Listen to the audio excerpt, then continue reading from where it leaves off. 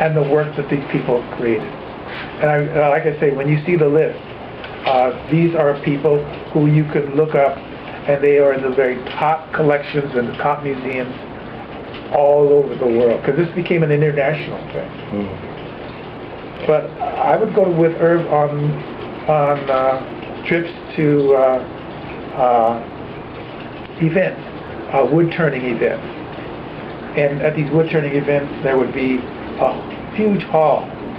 In fact, the last one I remember was an event in San Francisco, down by the wharf, where the entire arena was open up to artists of all kinds, sculptors, jewelers, people using fabric, clothing, wood turning, and plastics, everything. And they're all set up in rows.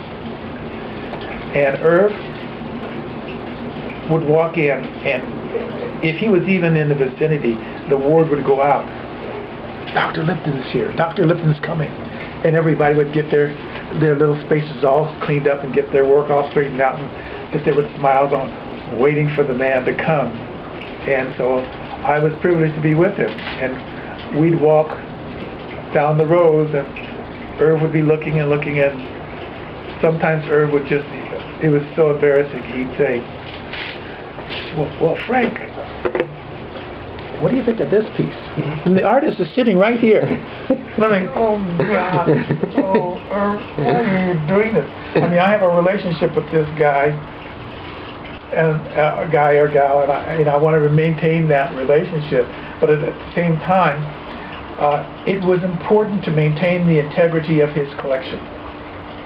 Sure. It was vital that we did that, because people would come to Irv's door, knocking on the door, and have a whole box of stuff made of wood, and say, Irv, look at my stuff. And Irv would go through that, and he was such a nice guy, he didn't want to hurt anybody, he didn't want to feel bad, so he would invariably start to pick out stuff, and there was a lot of trash in his collection. But that's because he was such a nice guy. But Irv was a wonderful, wonderful man. He really did understand what we were all about. And when he asked us, what do you think about this piece? He was ultimately educating himself so that he could recognize quality, integrity when he came upon it, and didn't have to depend on someone else to come by and validate his thoughts. And so Irv, I don't know how many pieces Irv had of mine, but one of my favorite stories is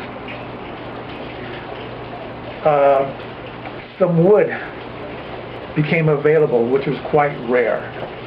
The wood was pink ivory. Pink ivory is from Mozambique. I've only seen pictures of it. Yeah, most people have only seen pictures of it.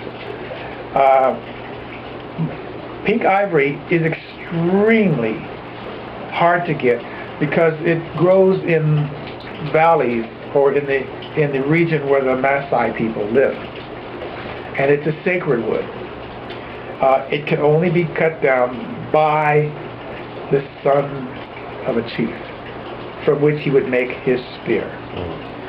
Other than that, it was illegal to cut down that tree. The government came in and they built a hydroelectric dam, which meant that this one particular valley would be flooded. Right. So people got permission to go in there and pull those trees out before the valley was flooded. A shipload of that wood ended up on the docks in San Pedro, where I found out about it. And I went down there, and these were trees, I mean, huge trees, and they were like 20, 30 feet long. There was one that was about this big, about the size of a telephone pole, and about 4.5 feet long. There was the smallest piece there. And this stuff was being sold by weight, by the pound. And when it got here, it's still green. So about 90% of what you're going to purchase is water, Right. which is going to eventually evaporate out. I found this one log, and I remember they wanted $5,500 for it. $5,500 for a log. On the outside, it didn't look as clean as a telephone pole. But I really wanted it. Didn't have the money. Went to Irv and said, Irv, I found this wood, blah, blah, blah. He got excited because he knew what peak ivory was. He said, well, how much do you need? He said, here you go. So he wrote out a check for $5,500. I ran down to the dock, bought this log, and brought it home. Now, Irv didn't just give this money away and expect nothing in return. Mm-hmm. And he said, all I want from you for this log is, I don't know, 2 or 3 pieces. Sounded great. No problem. I cut about this much off of that log, about 8, 9, maybe 10 inches. So we got a piece that tall of this round. And out of that piece, I cut stock for, I believe it was three really, in my head, gorgeous pieces that I would be able to get out of this. Now at the same time, my wife and I, Cece, who I have no problem telling everybody that she's my muse, Mm-hmm. A lot of the work that I've done is about her or a part of our relationship. Cece and I had gone to the movies, and we saw a not very important, what I call fluff movie. It was called Working Girls with, I forgot her name. It was just a movie where the young lady was a secretary, and she worked herself up into a position where she became very important business-wise. Not important. But in the movie,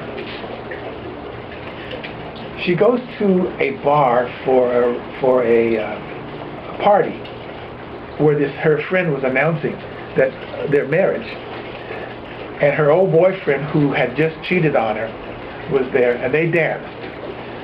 And when they were dancing, the music that was playing was called Lady in Red. I think hard enough I can remember the author or the writer of that music.